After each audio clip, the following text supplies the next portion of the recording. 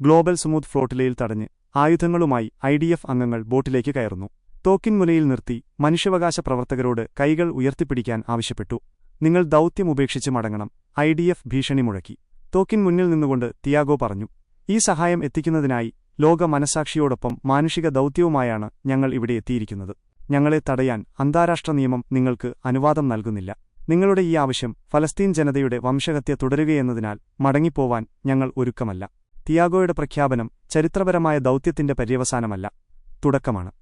ഒരു ജനതയെ മുഴുവൻ ബോംബിട്ടും പട്ടിണിക്കിട്ടും വൈദ്യസഹായം നൽകാതെയും അതിക്രൂരമായി കൊന്നൊടുക്കുന്നത് കണ്ട് ഏവരും മിണ്ടാതിരിക്കുമ്പോൾ ലോകത്തിന്റെ വിവിധ ഭാഗങ്ങളിൽ നിന്ന് കുറച്ച് മനുഷ്യർ സംഘടിച്ചു. അവർ ഭക്ഷണവും മരുന്നും ശേഖരിച്ചു. അവയൊക്കെ ചെറുകപ്പലുകളിലാക്കി ഒരു യാത്ര തുടങ്ങി. ഓഗസ്റ്റ് അവസാനം സ്പെയിനിൽ നിന്നും ആരംഭിച്ച യാത്ര പല ദിക്കുകളിൽ നിന്നായി 50-ലധികം ചെറുകപ്പലുകൾ മെഡിറ്ററേനിയൻ കടലിൽ ഒന്നിച്ചപ്പോൾ രൂപപ്പെട്ടത് സമാനതകളില്ലാത്ത ചെറുത്തുനിൽപ്പിന്റെ കഥയാണ്. ബാഴ്സയിൽ നിന്നും യാത്ര ആരംഭിച്ചതുമുതൽ തടസ്സങ്ങൾ ഒന്നൊന്നായി അവർ നേരിട്ടിരുന്നു. കൊടുങ്കാറ്റോടെയാണ് തുടക്കം. ആ കാറ്റിന് പക്ഷെ ചുരുക്കം ദിവസങ്ങൾ മാത്രമാണ് അവരുടെ യാത്ര മുടക്കാൻ സാധിച്ചത്. ടുണീഷ്യയിലെത്തിയപ്പോൾ നേരിട്ട ഡ്രോൺ ആക്രമണം പ്രധാന ബോട്ടിലൊന്നിൽ തീപടർത്തി. അടുത്ത ദിവസം മറ്റൊരു ബോട്ടും അവിടെ ആക്രമിക്കപ്പെട്ടു. മിലോസിൽ നിന്നും ക്രീറ്റിലേക്ക് പോയ ഗ്രീക്ക് ചെറുകപ്പലുകളെ ലക്ഷ്യമാക്കിയാണ് അടുത്ത ഡ്രോൺ ആക്രമണം. ഡ്രോൺ 11 ബോട്ടുകളെ കേടുപാടുകൾ വരുത്തി. ആക്രമണം ഒന്നൊന്നായി നേരിടുമ്പോഴും ആ ബോട്ടുകൾ ദൂരെ ഗസൻ തീരം നോക്കി. അവർ അവിടെ നിസ്സഹായരായ കുഞ്ഞുങ്ങളെ മനസ്സിൽ കണ്ടു. അവരോട് പുഞ്ചിരിച്ചു. ആശ്വാസവാക്കുകൾ ഉരുവിട്ടു. 30 ദിവസത്തെ ബോട്ട് യാത്ര ഒരുപക്ഷെ സാധാരണ മനുഷ്യന് മാനസികമായും ശാരീരികമായും ബുദ്ധിമുട്ടുകൾ ഉണ്ടാക്കിയേക്കാം. ഛർദിയും തലകറക്കവും ഡീഹൈഡ്രേഷനും ശരീരത്തെ തളർത്തു. ഉറക്കക്കുറവും ബോട്ടുകളിൽ നിന്നും അടിക്കിടെ ഉണ്ടാവുന്ന പരിക്കുകളും മാനസികമായും തളർത്തു.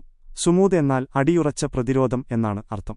ആ വാക്കിനെ അനർത്ഥമാക്കും വിധം യാത്രയിലുടനീളം അവർ പ്രകൃതിയെയും ശത്രുക്കളെയും സ്വന്തം ശരീരത്തെയും പ്രതിരോധിച്ച് ഒരൊറ്റ ലക്ഷ്യത്തിൽ ഉറച്ചുനിന്നു. ഫ്ലോട്ടിലകൾ വാർസോണിലേക്ക് കടന്നപ്പോൾ അവർ ഏത് ആക്രമണവും നേരിടാൻ തയ്യാറെടുത്തിരുന്നു. ബോട്ടുകൾ ഒന്നൊന്നായി തടഞ്ഞാലും ബാക്കി ബോട്ടുകൾ ലക്ഷ്യത്തിലേക്ക് നീങ്ങണമെന്നായിരുന്നു സംഘാടകർ നൽകിയ നിർദ്ദേശം. വാർസോണിൽ നിന്നും ഇസ്രായേൽ സേന വാർഷിപ്പ് കാണിച്ച് ഭയപ്പെടുത്താൻ നോക്കി. മൈനുകൾ സ്ഥാപിച്ചു. അവർ കൂട്ടം കൂടിയിരുന്ന് ഇറ്റലിയിലെ പ്രശസ്തമായ ഫാഷിസ്റ്റ് വിരുദ്ധ ഗാനം ബെല്ല ചാവോ പാടി പ്രതിരോധം തീർത്തു. ആ പാട്ടിന്റെ താളം തിരമാലകളോടൊപ്പം അലയടിച്ചിട്ടുണ്ടാവണം. വരികൾ കാറ്റിൽ പാറിപ്പറന്ന് തെൽ അവീവിലെ ഭിത്തികളെത്തിയിട്ടുണ്ടാവണം.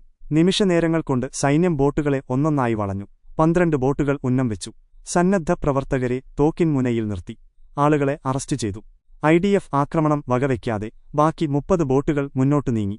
പല വഴികളിലായി ഓരോന്നും തടയപ്പെട്ടു. ബാക്കി ബോട്ടുകൾ പിന്നെയും യാത്ര തുടർന്നു. മെഡിറ്ററേനിയൻ കടലിലൂടെ ഒരുമിച്ച് യാത്ര തുടങ്ങിയ 43 ബോട്ടുകൾ ഓരോന്ന് തടയപ്പെടുമ്പോഴും തുടർന്ന് ചെറുത്തുനിൽപ്പ്. ഒടുവിൽ ആ ബോട്ടുകളിൽ ഒന്നായ മിക്കേനോ എന്ന ചെറുകപ്പൽ ഗസൻ ടെറിട്ടറിയിൽ എത്തിയിരിക്കുകയാണ്. ബോട്ടിലുള്ളവർക്ക് ഗസയിൽ കാലുകുത്താനായാലും ഇല്ലെങ്കിലും ഫ്രീഡം സ്മൂത്ത് ഫ്ലോട്ടിലയിലുള്ള ഓരോ മനുഷ്യരെയും കാലം അടയാളപ്പെടുത്തും. അഭിവാദ്യങ്ങൾ.